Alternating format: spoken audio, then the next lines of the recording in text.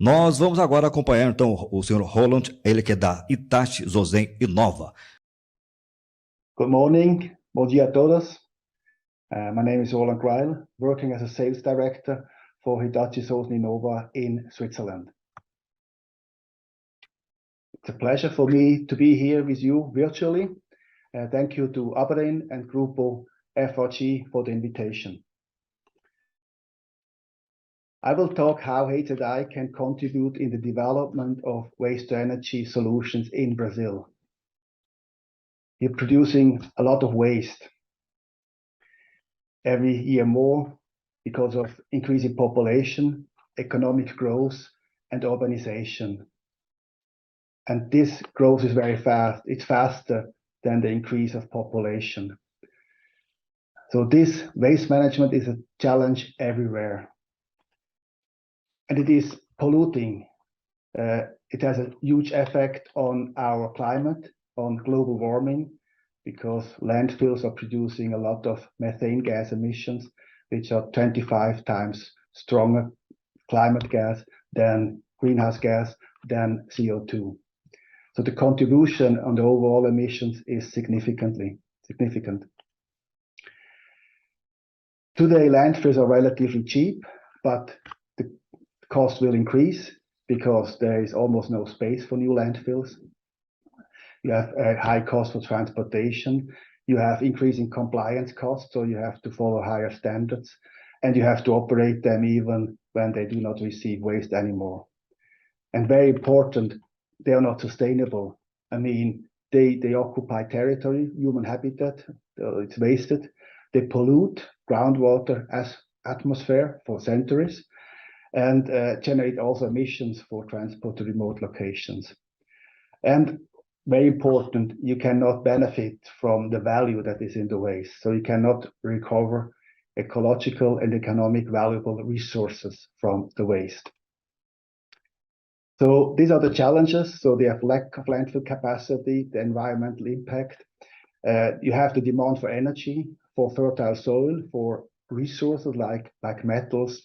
For example, you have the global warming effect, and waste to energy has the solutions. So we can protect the human habitat, protect groundwater, protect people from diseases.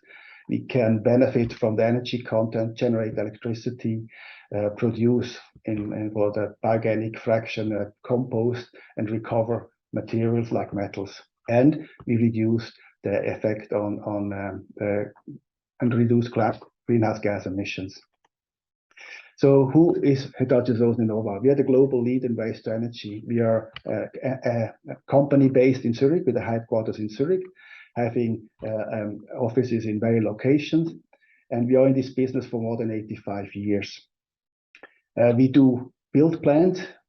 We also operate and we maintain waste to energy plants and other solutions that we provide. We are part of the Hitachi Zosen Corporation group in Japan. So originally they used our technology when we were Fonroll. So we started with the first plant 1937-39 in the Netherlands. Basically only a destruction of waste, no benefiting from the resource. And Hitachi Zosen Corporation used our technology since the 60s as a licensee. And since 2010, we came together and are now in the same group.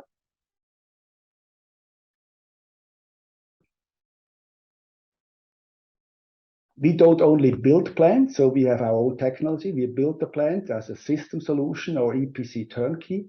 And as mentioned before, we also operate and maintain plants, but we also can support in the financing and development and engineering of a project. Waste energy is a part of the circular economy. So we are all producing waste, we're consuming and producing more and more waste, which is polluting our environment. So in many countries, it goes still to landfills. So it can pollute the groundwater and methane emissions, which is a very strong greenhouse gas. I mentioned before, 25 times stronger than CO2. And by this also polluting our food. I mean, waste plastic goes to the rivers, to lakes, to the sea, and we get it back in our food, in the fish that we eat. Raw material is used to produce those products and to generate electricity. And what we have to do first is to try to reduce, of course, the amount of waste that we are producing. Then, of course, recycle material that has a value and can be recycled, and benefit from the rest in the thermal recycling in a waste-to-energy plant. So by this, we can compensate CO2 emissions from energy production, which is a bit less relevant in Brazil because more than 80% is renewable energy in Brazil. And we can avoid pollution from landfills and have a positive impact on greenhouse gas emissions.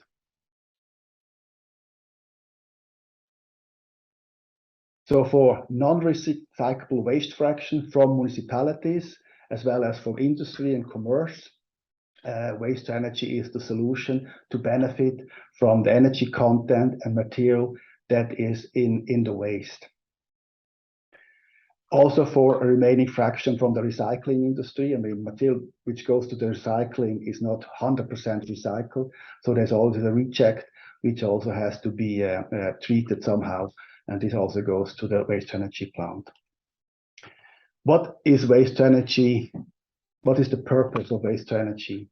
So first, it's a volume reduction and a destruction of toxic substances, and concentrating the non-destructible toxic fractions in small amounts, which can be well controlled. And of course, we benefit from the energy content, so we recover energy by this process that is in the waste, and also for material that is in the bottom ash and in flue gas treatment residue. So material, metals, ferrous, non-metals, ferrous metals that cannot be separated upfront, but can be separated from the residues from the combustion. So waste has a value. It's not only the material that we can recover, it's also the energy. So 1 ton is, with a certain heating value, has about the energy content of 200 kilograms of oil and can generate at least 700 kilowatt hours of electricity. And with higher heating values, of course, you can generate up to 1 megawatt hour per ton of waste. Also, of course, depending on the efficiency of a plant. So here you see what a modern waste to energy plant can reach as net efficiency today. For the bioorganic fraction, for the organic fraction, we have other solutions. We have the anaerobic digestion. So all the organic fraction, which is preferably separated at the source, clean fractions from food markets, from the food industry, for example, in the first instance, and also from agriculture, can go either to a dry AD solution, shown here, or to a wet AD solution. So we have both technologies in-house, and also the solutions for biogas upgrading the biogas produced to biomethane. This is the dry process, the compogas fermenter. So where you feed that you feed with food waste and green waste, and produce in this fermenter the biogas, and that you can use as a fuel, to upgrade it to a fuel, to biomethane, and use it in the grid system, or directly as a fuel for vehicles, or if that is not possible, generate electricity. And you can benefit from the organic content, from the organic material, and use it as a fertilizer. Basically, the wet solution is similar. It's just the input material is slightly different. I will focus now on waste to energy. So there are very high demands on waste to energy solutions today. Very stringent limits for emissions, for example. We have to build cost-optimized plant to make a project feasible, of course. Efficient solution to minimize the operational cost. High performance to maximize the revenue, design it for a long lifetime, and of course, protect people during construction and during operation. We have all technology in-house. So for the combustion boiler section, flue gas treatment solutions, residue treatment for bottom ash, flue gas treatment residues, fly ashes, as well as water in case of a wet system, and also energy utilization. So we can really deliver plants with high capacity. So we can deliver today plants with a capacity in a single line of up to 120 megawatt fuel input, or about 55 tons per hour waste input. And this combustion plant can treat treated or non-treated municipal solid waste, commercial waste, and commercial and comparable waste fraction, as well as RDF, or for example, and can also co-combust sewage sludges. For the flue gas treatment, we have different solutions. So depending on the local requirements and the situation, a dry system, Xerosorb, semi-dry system, combination with wet systems, or only wet system. And for the NOx, we typically use a SNCR process, also our DINO process, which is reducing NOx emissions down to a limit below 80 milligrams. Sometimes even more stringent emission limits are requested for NOx, and then we would go to a catalytic solution. You see here an example on the left side, emissions measured at the plant here. You see here for the average of the two lines. This is the old European standard, which was valid until 2 years ago.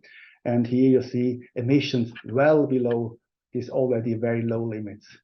Europe has now introduced new emission limit standards, which are even lower. So it's a range here that is compared to the old standard. That is the new standard, so the lower and upper range. And you can see our solution and the plant built based on the old standard can even fulfill the new emission limits in Europe. And this allows to build plants in the middle of cities, like here in Paris. So this plant is 3 kilometers away from the Eiffel Tower. And of course, because of the central location, reduces very much the traffic. I mean, collection trucks go directly to the waste energy plant.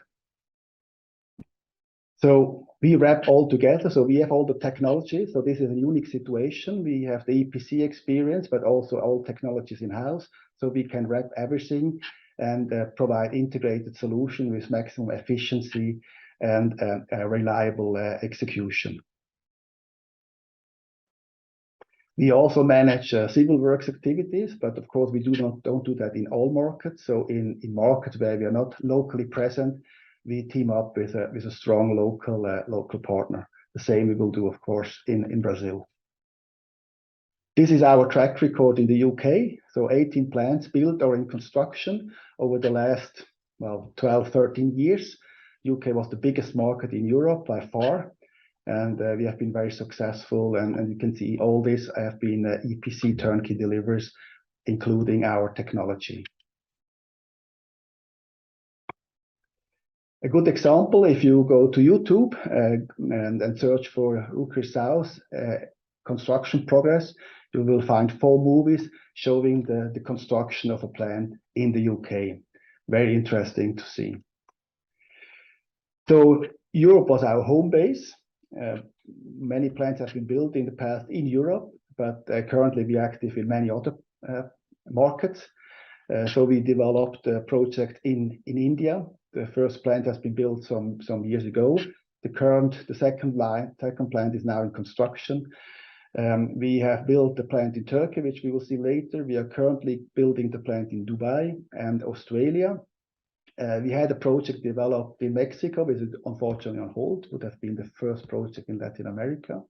And we deliver also combustion grades to our licensees in China to build a waste energy plant in China. China was the biggest market in the world, 2/3 of the worldwide volume, and plants have been built in the last 10, 15 years in China. And you see also the AD, that is anaerobic digestion. So we built anaerobic digestion project in China, Sweden, and in the US, California. So an example here, the biggest plant in Europe is in Turkey. The plant is in operation now for well, more than a year, designed for a very, very low heating value, lower than what you would expect in Brazil, but has still a good efficiency of around 29%. Another example is Rocking, Australia. Also here in cooperation with a partner, a local partner that has a good track record locally to build that plant. And the biggest plant in the world, contracted as a single project, is in Dubai, currently in construction. So the first 2 units of the total 5 units will start to generate electricity in a year. And in spite of the very high ambient temperatures in Dubai, this plant has a net electrical efficiency of 31%. Also in this project, with a partner that is taking care of the civil works activities. And in this project, very interesting, we also will operate this plant together with the same partner for 35 years. So here you see the market, how it has been developed in Europe, Middle East, and Africa. You see here in this row the number of contracts or plants awarded in each year. So there was much more awarded in 2020, and we had an incredible high market share in that year. Over the last years, close to 50%. Over the whole period, let's say 1/3. And I think 21 was even a bit better than 2020. So besides all these other aspects that we have seen, financing is a very, very important aspect in realizing this kind of project. And we as HZI, as a Swiss company, can provide ECA-covered financing with the support of the Swiss Export Credit Agency, SERV.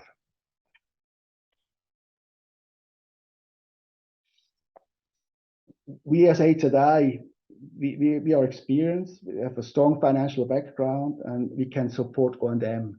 And this is, I mean, if you look here on the factors that are relevant for lenders, for banks to finance a project, very important aspect where we can contribute as company, as a technology provider, as EPC. So we can deliver proven, mature technology. We are experienced. We have a significant balance sheet together with our parent company, and we have experience in O&M. So if you're on the left side, if you have a good, can keep your risk low, that is very relevant and yeah, is necessary to make projects happen. I mean, you will fail if you go with solutions technical solutions that are not proven or contracted that are not experienced. So thank you for your attention. So I'm happy to receive your questions. Please also contact me by emails. You can write in Portuguese if you like. I can understand that, but I will most likely answer your emails in English. So thank you, and looking forward to your questions.